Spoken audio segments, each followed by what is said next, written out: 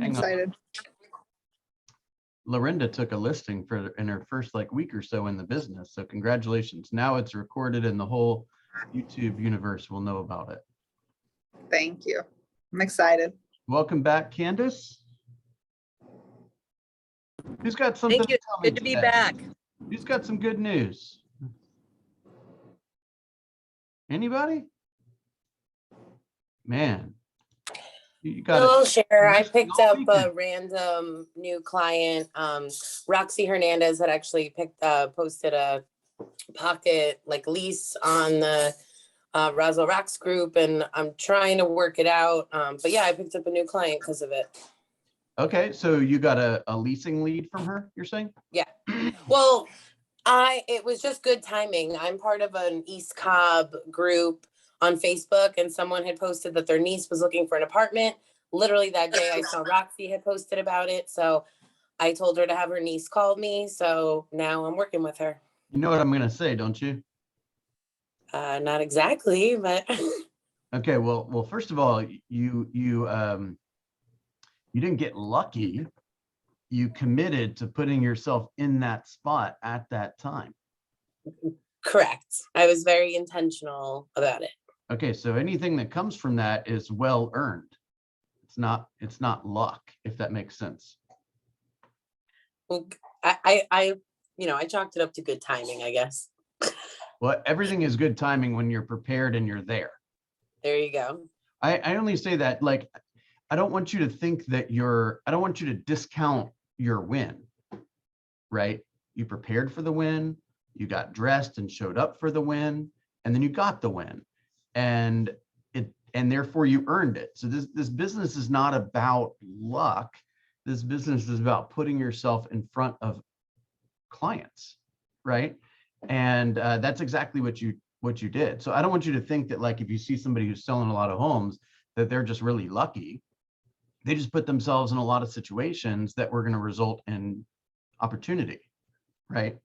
And if you do the same thing, which Melissa, you've been quite good at lately, you're bound to have the same success. Does that make sense? Right. Yep, absolutely. You want to add anything to that, Candace? Yeah, I spoke with Tom Curtin this past week, and I said, geez, you Curtin, you're always on the awards as the #1. And he goes, yeah, what a lot of people don't realize is it's a lot of hard work. It's exactly what you're saying, Bill. It's not luck. It's getting up every day and doing the work. So they've just duplicated themselves, but it's exactly what you're doing, Melissa. Exactly. And same thing with you, Lorinda and Markia and everyone that's out there doing the work every day. Absolutely. Right? All right, beautiful. Who else wants to say something, and then we'll hop right in? Anyone have a cool real estate conversation? They meet any neighbors trick-or-treating? Did you Share? I'll share, Bill. all right, thank you. So I helped my friend pick out a furniture set at I'm losing you. Georgia Furniture Mart delivery. And earlier this, make sure this Wi-Fi is not trying to connect. Okay, can you hear me better now? Much better. I didn't hear anything you said previously. When I'm driving, sometimes the Xfinity Wi-Fi try to pick up. So I was saying that I helped my friend pick out some furniture at Georgia Furniture Mart, and I helped her with the delivery, and I helped her with a rental earlier this year. And when the delivery people came to her home, they was like, "Oh, this is really nice." And she was just saying "Hey, my friend that, the one that you met for the delivery is the one that helped me." And so I'm going to be in contact with him today, because he said that he potentially want to, purchase, lease to own, or rent something. So happy to get that connection. And it was actually 2 gentlemen that was with them, and they both were looking for something. So. And I know you you got everyone's contact information, right? Wrote him a handwritten note, smiled real big, told him how great you are, right? Well, I actually was doing that today. He told me to reach out to him on Monday. So I will be reaching out to him today. Awesome. All right, this is your opportunity to surprise and delight, right? He's probably expecting one level of service, right? One level of kind of energy, if you will, or or value. And today, your job, Marquia, is to give him a little bit more than he's expecting or Right. they are expecting. Make sense? Yes. Beautiful, beautiful. Okay, did anyone hit 20 contacts in a day last week from their work in bold? Come on now, we are bold, right?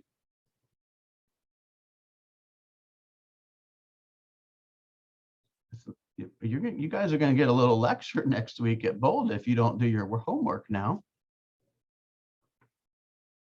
Man, it's quiet in here today. All right. Hey, they put it there for a reason, y'all. When people, when they go all in, they get all in results. If they don't go all in, they may not get the results that they're hoping for. It's just talking to people. There's a lot of people out there that will make a poor real estate related decision today if you don't get to them first. Make sense? All right, today we're going to talk a little bit about pre-qualifying. Okay, pre-qualifying. So I'm sharing my screen at the moment. I want to talk about sellers first. And let me actually just make a really quick announcement before we do that. Okay, I'm pretty much ready to share the systems page. But what I think is going to be the best strategy for that is just like I've done for the MREA2, kind of individualized, Melissa has an MREA2 and Marquia has an MREA2, which has the business plan and some other tabs and whatnot. I want to do that for the systems page as well. And that way you can go in and make some personal notes or whatever you want to do. And that also is going to minimize the chance that somebody edits the master document. So what I'd like to do, and I'll post this this request in the chat too, is I want you to send me, for many of you that I have done the MREA2, I already have this. I want to make sure that you, now that you've kind of been in the business a couple of weeks or a couple of months, I want you to go and take a look at that again. And let's make certain that the number of homes that you'd like to sell or the number of dollars that you'd like to earn is accurate. And I want you to send me a private WhatsApp message with that number. Once I have that number, I will input it into the systems page, give you a personalized copy and share it back with you. Okay. And I'd like you to update your numbers before I do it. Is that cool? Lorinda was the very first person to update their numbers this week. Thank you. That's what happens when you guys get a listing, right? Get a listing and you're like, bam, let's tell everybody. Cool. Okay. Anyone got a joke? Y'all are tough this morning. Late night, Braves lost. Yeah, I hear that. Maybe that is the deal. Okay. All right, let's talk about pre-qualification. Okay, I want you guys to be prepared to have conversations with buyers and sellers at all times. And so what that means is you got to know the most important questions and internalize those questions. So when the time comes, which sometimes you never know when the time is going to come, right? When the time comes, you are prepared to ask the appropriate questions so that you can gather the information necessary so that you can serve them at the highest level and ideally in a bit of a unique way or a personalized, customized way. Okay, so these are the questions that here's when you want to use this. You want to use this as you reconfirm or confirm the listing appointment. Okay, so for example, if I set the listing appointment and the listing appointment is for, let's say, the next day, first of all, I don't really recommend that because I want you guys to, kind of, especially if you're not used to doing a lot of listing appointments, you want to, like, now that the kind of the pressure's on, so to speak, I want you to rehearse and practice and try again, right? Plus, you're probably gonna have to do some research, right? There might be some active listings or some pending listings that might impact your recommendations and these kind of things. And you probably want to spend some time going to look at that stuff before you set you sit, before you meet with the person, right? So if I set a listing appointment with Lorinda, let's say for, or let's say I'm hoping to set an appointment with her, I don't want to set it for 3 o'clock today, right? Particularly if they're not like overwhelmingly,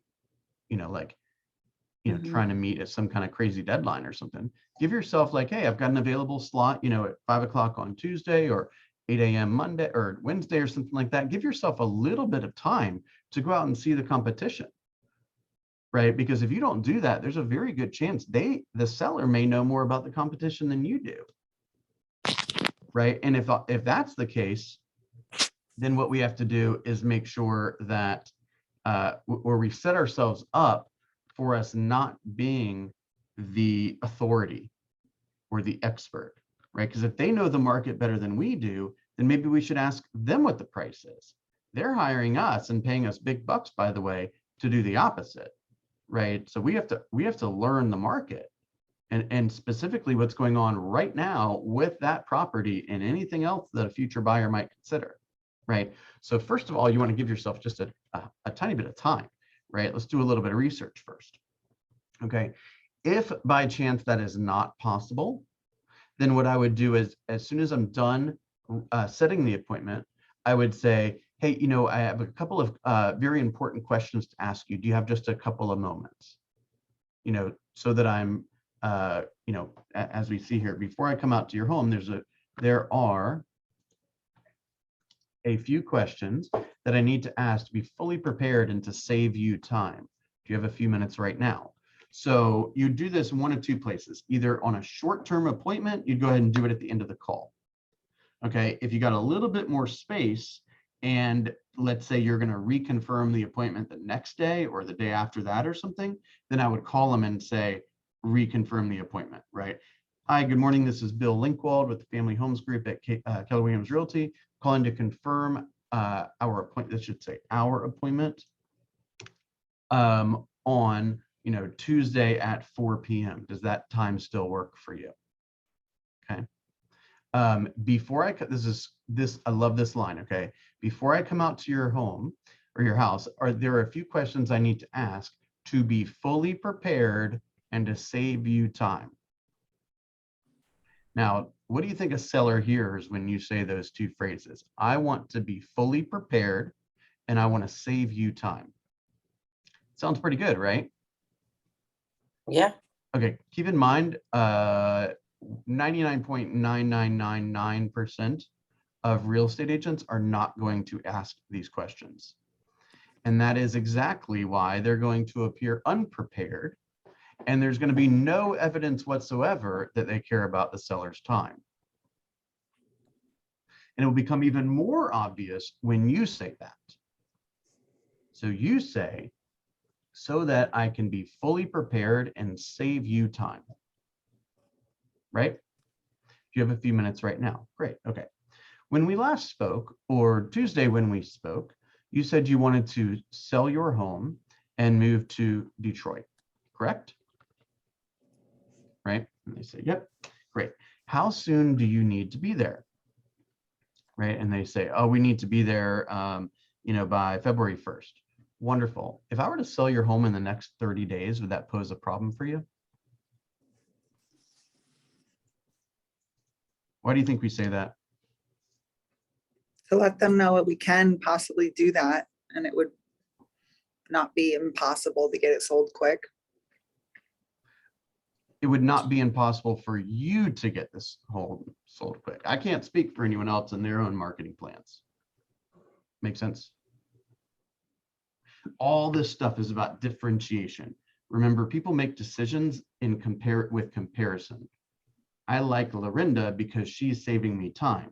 Michael, he came and he was a few minutes late and he didn't say anything about saving me time. So I guess he doesn't care about my time. So you're already behind the eight ball, Michael. Makes sense? So in order to get yourself away from behind the eight ball, you might have to lower your commission or something. See what I'm saying? Keep in mind, I've said this before, and I'll say it again. We might have a fresh audience here. I know that what I'm about to say has some generalizations, and there are some exceptions to what I'm about to say. But in large part, I want you to understand this very clearly, okay? You got to think about who owns the property that you're visiting, right? So for example, let's say you are going to interview for the opportunity to sell somebody's $500,000 home. Can we make some assumptions about somebody who owns a $500,000 home in large part? I know, again, I know there's exceptions, but can we make an assumption about somebody who owns a $500,000 home? Yes, Yeah, to a certain degree. Okay, good. Let's try it out. What do you think those are? they're busy working people. Yeah, they definitely work hard. Okay, what else?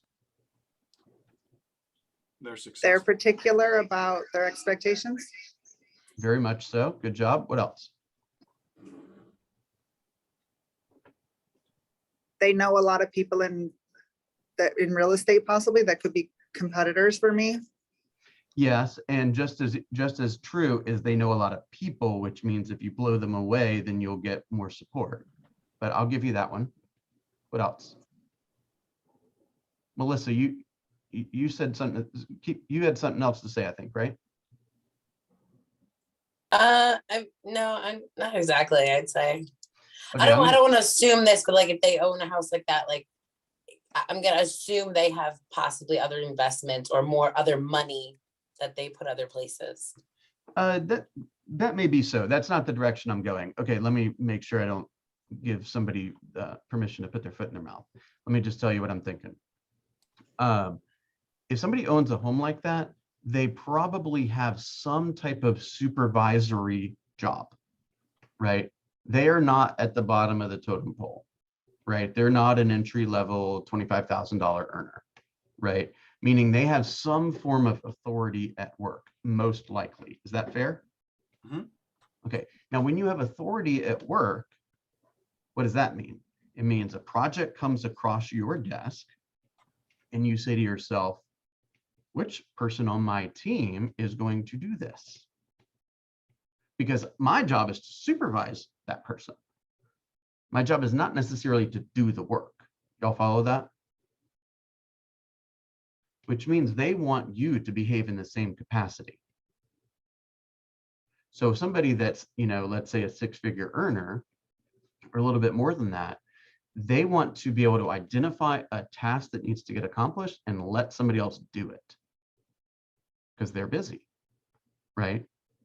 And so the kind of the theme of that conversation ought to be reassuring them that that's how you work, right? It's kind of an acknowledgement of the fact that they're busy and successful and they've got their, a lot of stuff going on. And that's exactly why you're going to make this process super simple for them. And they appreciate that more than you will ever know. Y'all follow that? So I don't mean that you don't have that thought when you're dealing with, let's say, a $200,000 prospect. But the higher the price goes, the more authority they generally have in their profession. And therefore, the more they want somebody else to handle the little stuff. Make sense? All right. So we say that, again, like Lorinda said, to make sure that we know, hey, are there any new problems that might arise if we put this place on the market and it goes like everything else is going right now? Okay. The next question, number 3, have you looked online to check out prices of other similar homes for sale in your area? Okay. If yes, hey, were you surprised by what you saw? Or were the list prices what you expected? Right.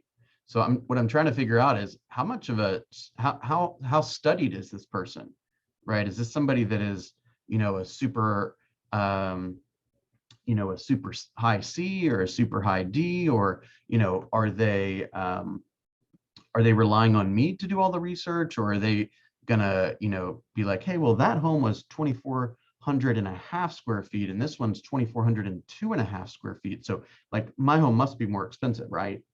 Right. So like, I'm trying to figure out like, who am I dealing with here? Follow? Again, this whole business is psychology, y'all. Make sense? Okay. if they say, no, we've not, done any research, we're hoping for you to tell us, what the market's like, say, great. So when I see you, how much do you want to list the home for? Okay. And then you say, realistically, right? Now, hang on one second. Think about that for 1 second. Okay, if they say yes, hang on. This, I actually have this slightly out of order. As I read this, I see that it makes more sense to do like this. Okay, were you surprised by what you saw, or were the list prices what you expected? And they say, oh, they're about what we expected. And then you would say, when I see you, how much do you want to list the house for? ... means a small pause, realistically. So they might be saying to themselves, we'd really like to get 500. But as soon as I say realistically, they say, I wonder if that's realistic, right? So let's say, Lorinda, let's say I met you and you were my real estate client, real estate coaching client, right? And I say, so how many homes do you want to sell this year, realistically? How do you feel when I say that? Feels like I need to take a second thought about what my initial number was, in case it might have been overarching or something. Okay, good, perfect. Y'all see why that might be helpful when I'm dealing with the seller? Yeah, Right. Now, that doesn't mean that if their home's worth 500, I'm going to suggest they list it for 475. But if they came back and said, well, realistically, I'm thinking 480, I say, well, here's a couple of pieces of evidence that I think you could push that. Now they start thinking I'm awesome. Follow? Okay. If they say no, then you would say, well, as a professional real estate agent who studies houses and prices every day and has access to the most accurate recent sales information, I assume that you will list with me at a price that will cause it to sell, correct? This is a very important decision that you'll be making when you're pricing your home. So obviously, we'll review all the information together when we meet, right? So I'm setting myself up as the authority. Follow that? Okay, so what price won't you go below? And they might say, we don't really want to sell it for 460, but we would. Great. Log it down. You might have to bring that up in the future. Make sense? You're just feeling them out here. So how much do you owe on the property? Right? And they say, well, I owe 380. Wonderful. Okay, just jot it down. Have you ever thought about selling it yourself? Now, I know you might be asking, why in the world would you ask a seller that? Right? It's because I'm trying to figure out what I need to prepare for. Right? So if they say, no, I'm not selling my house myself, I'm too busy. I know realtors are great. I know they deserve their commission. Come on out. Right? Then I probably don't need to work so much on my commission objection practice. Right? But if they say, well, we've sold 24 homes in the past, all 24 of them we've sold ourselves. And, my wife's a little busy these days, so we're thinking about hiring a real estate agent this time. Okay, so that's a whole different setup, and you might want to prepare for that, right? You might have to bring a few more slides of why a real estate agent's important, or what you do in your marketing, or, how many things you take care of that they don't have to take care of, that kind of stuff, right? Do you plan on interviewing more than one agent for the opportunity to sell your home? And they say, nope, you're the one. Wonderful, right? Or they say, yeah, we're interviewing 3 other agents. I'm going to say, oh, do you mind sharing who they happen to be? And I might do a little, if they share, I might do a little research on those agents just to make sure that I know, hey, is this a super powerful agent like myself, or is this not necessarily a super powerful agent, right? And I'm not saying you go in there and say, hey, you know, those other 3 agents that you're thinking about listing with, you know, one sold 1 home, one has never sold a home, and one's only sold 2 homes. So you certainly don't want to list with any of those people, right? Obviously, you don't say that, but you might say, you might highlight your experience, and you might throw in there, you know, have you shared, you know, did the other agents share some of their track record with you? Well, no, they didn't say anything. They didn't say anything. Wow, interesting. Okay. Right. Never smack talk another agent, but that doesn't mean you can't create curiosity. Right. Okay. Are you going to be purchasing another home? Right. So then you might say to yourself, hey, let me brush up on things like knock, and, you know, let me practice your ability to explain how you might navigate a sale and a buy simultaneously. Right. Will you quickly describe your home for me, your house for me? Quickly. Okay, I don't want to know when you replaced every single knob in your house. Just quickly describe it for me, okay? By the way, the things that they happen to speak about and the way they speak about it will tell you a lot about their personality. So if they say, well, it's on 0.32 acres, and it's 2,400.5 square feet, and we bought it on July the 2nd, 1998. And you know, it's got 5 bedrooms and 4 baths, and one's a Jack and Jill, and this and they are super detailed with the way they explain their home. They're super detailed, and you better be prepared to match them. Make sense? But if they're like, oh yeah, it's a 4.3, you're like, that's it, right? They're oftentimes they could be a very high D, which means like, hey, how many more questions you got from me? I'm ready to get off the phone here, right? Give me a fast answer. If they give you a fast answer without a lot of detail, they don't want to waste time. Doesn't mean you don't ask the rest of the questions, but it means you better get to the point when you're in front of them. Y'all see how this all works together? And if they're like, oh, well, the kitchen opens to the family room, so like all the kids can, you know, hang out with the parents when they're cooking the meal, and then like it has this big skylight over there where the cousins all hang out, like then they're a high S. A lot of times they want that deep relationship. So again, give it to them. Okay. So will you quickly describe your home for me? This is the great question here, right?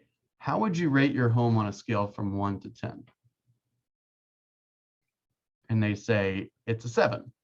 Say, what would make it a 10?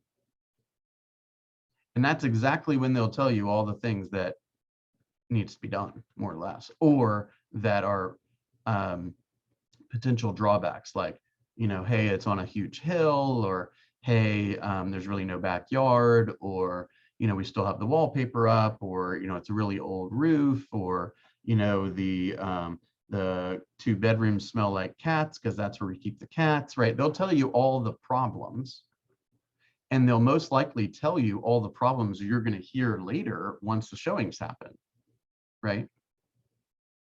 So record those answers, because when they aren't getting a 10 price, remember, if their home from a scale of 1 to 10 is an 8, they'll be lucky to get an 8 price. If their home's a 10, they'll get a 10 price. They'll probably actually get an 11 price. Y'all follow that? So the things they say that are preventing their home from being a 10, these are the exact things that you might want to, that you have, that's like in your arsenal later on when they're frustrated that they're not winning. If they're not winning. Make sense? What are some of the positive features you'd like buyers to know about your home? Okay. I'll say, oh, we replaced the bathroom countertops, and, you know, we have this really cool like range or whatever. And maybe that's the stuff that you compliment when you see them, when you see the home. Or maybe that's the stuff that you make certain go in on the flyer or the notes, or you know, the property notes or whatever, right? That's what they're taking pride in. They want you to acknowledge that. See how deep this can get, y'all? Okay. When choosing an agent to represent you, what's most important? In other words, what are you looking for in the agent that you choose? Well, we want an agent that is, great at communication. So great at communication. Just jot it down. This is a pre-qual questions. In the listing presentation, we're going to bring all this back up, and you can go into a little bit more conversation around that. So at the listing appointment itself, you're going to start off, after explaining, thanking them and explaining your goals, and you'll say, so when we talked 2 days ago, I asked you some questions, and I just wanted to take a moment to review those with you because of how important this process is. Now, when you get down to this part of the questions, you might say, so you mentioned that one of the things that's really important to you as you're selecting your real estate agent is great communication. Just so I'm perfectly clear, great communication means different things to different people. So what does great communication mean to you? Right? Because great communication for Lorinda might be once an hour on the hour. Great communication to Melissa might be call me when there's a milestone. Great communication to Markia might be call me every week. And if I behave like I'm handling Markia, but I'm handling Lorinda, then there's going to be a conflict from the very beginning. Y'all follow that? Okay. Okay, so and any time, by the way, just a little bit of an aside, very often people will speak in very vague terms. They'll say things like this is a little bit more applicable on the buyer side, but they'll say like things like, I want a big backyard, or I want an open floor plan, or I want, a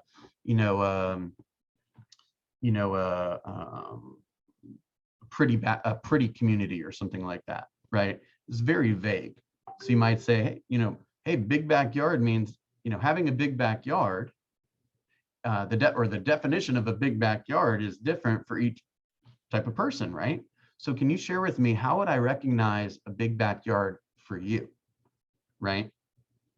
Does that mean it's like a half an acre or 20 acres or any green space? And it might depend on where they grew up. Like if they grew up in Manhattan, if there's green, we got a big backyard. If you grew up in South Georgia on a farm, and I show you a home with a half an acre backyard, and you're like, what is this? This is tiny. You follow me? So anytime that somebody is vague, they may be vague intentionally, but more than likely they're vague unintentionally. Ask that clarifying question. People notice that. They want to keep talking, right? And so if you ask that type of clarifying question, then not only do you get the information to serve them better, but you're separating yourself from those that are not asking those questions. And because those people are not asking those questions, quite frankly, they're just not able to serve their customer at the highest level. Right? What do you need to see or hear to help you make your decision? Well, I want to see a marketing plan with some Facebook ads. Beautiful. Great. So 2 days later, you say, hey, I want to let you know that every client that I get an opportunity to work with, we have a Facebook campaign system. And we do this. Sounds pretty cool, huh? Oh my gosh, I love Facebook. You see what I'm saying? Ask them what they want, then give it to them. All right. I'll be sending over my seller listing package. Would you take a few minutes and review this information before we meet? That's the pre-listing package. We have a copy of that in the Google Drive. I believe it's called Listing Proposal. And it is essentially it's essentially your version of kind of a little bit of bragging and a little bit of information sharing. The purpose of that is so at the listing appointment, you don't have to spend 2 hours there telling them how wonderful you are. Instead, they know how wonderful you are before you get there. Again, probably no other agent is going to be sharing a listing package like that. So now when you walk through the door, they already like you because you've impressed them the most, right? You may have also sent them a little video. Hey, it was so great to chat with you. I'm so excited to hear about your goals to move to Detroit, by February. And I'm going to be preparing, spending the next couple hours making sure I know I'm prepared to help you and your family get to Detroit or whatever, right? And then when your competition doesn't do anything like that, you're already there. And then when you're sitting in front of them, it's not about you at all. It's about them. Right? It's about them and their goals and their missions and what's important to them and all that. They already know you're successful. They already know you have marketing plans. They already know you work with a great company. They already know that you know stuff about the market. You see what I'm saying? Okay.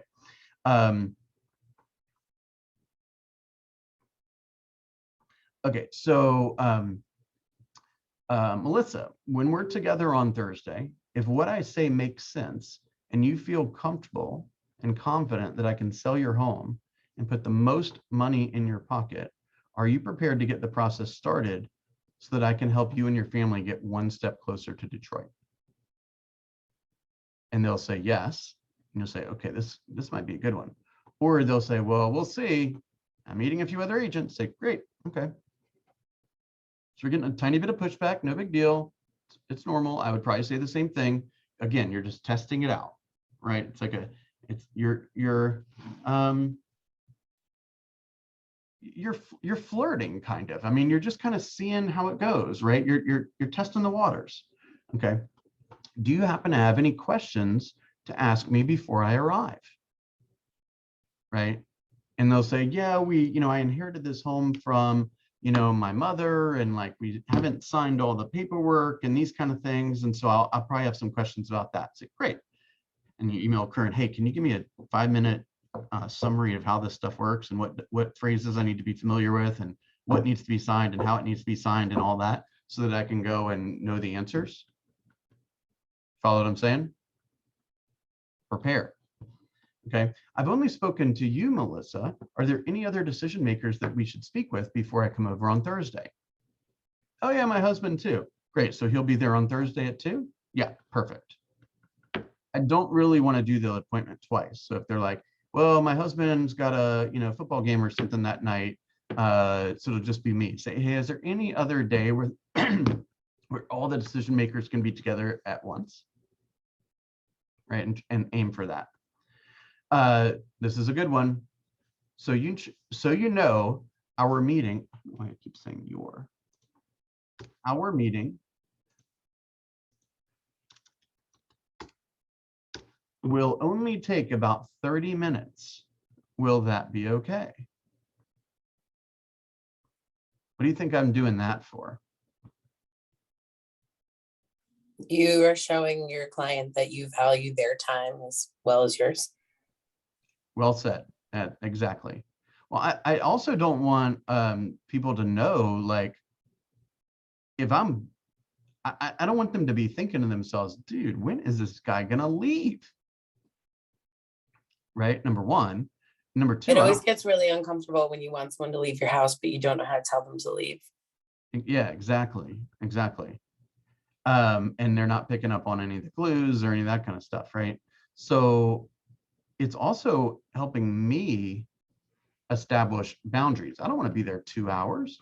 And even worse, I don't want to be there for an indefinite amount of time, right? Because I need to know when I'm available for my other clients, or when I'm able to go back to the office or my family or whatever, right? And then they'll be watching the clock. They're like, oh my gosh, we've been here 40 minutes. Is that okay? Yeah, we just got 2 more really important questions to ask, okay? You're back in control. It's kind of like when you're sitting down with the buyer at the buyer consultation, you might say something to the effect of, just so you know, the average buyer that I work with looks at about 6 to 8 homes before they make a selection. How do you feel about that? And they'll tell you. They'll be like, wow, 6 to 8 sounds like a lot to me. And you're like, right? Or they're like, well, I was thinking about 6 to 8 today, and 6 to 8 Tuesday, and 6 to 8 more Wednesday. And then my uncle from Chattanooga is going to come in and want to see all my favorites. And then my aunt from Charlotte's going to come in and want to see all those. And, then I want to look at them all again with my contractor. And you're like, I don't know if I want to work with this guy. You see what I'm saying?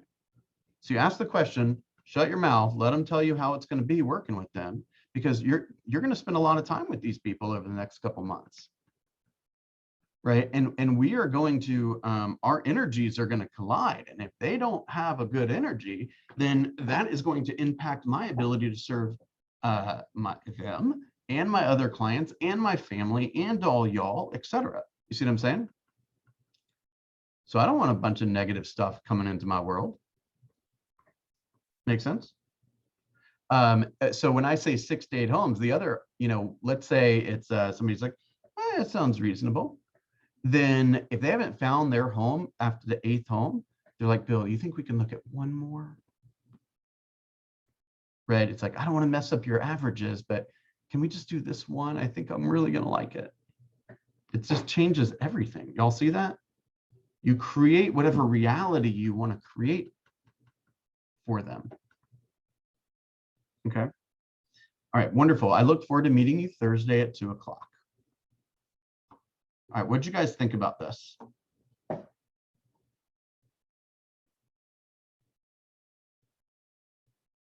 Come on now. Bill, I liked it. I have like my little script book in front of me, and I had a slightly different one, so I kind of jumbled the two together. But I really like yours. Perfect. Yeah, there's lots of ways to do it, lots of orders to do it in.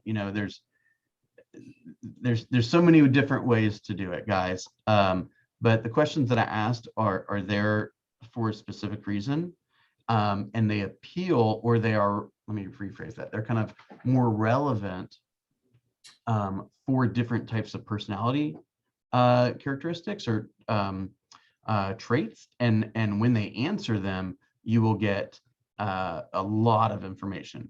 All right, this is the buyer intake sheet. Okay, both of these are in the Google Drive, and they will be in the systems page. Okay, so I won't go. I'll just scan this really quickly. Okay, this is more for like the. It's kind of similar. It's the intake sheet, but it's also a document that you want to review with them during the buyer consult, right? So you get down their contact information, you identify when the appointment is, you figure out where they live now, right? Where did the lead come from, right? Was it a sign call, an ad call, internet prospecting, referral from someone, etc.? How soon would you like to be in your home? How long have you been looking seriously looking? Have you seen any homes or areas that you really like? What's important to you about buying a home right now? Right? Do you already have a good buyer's agent that you're working with?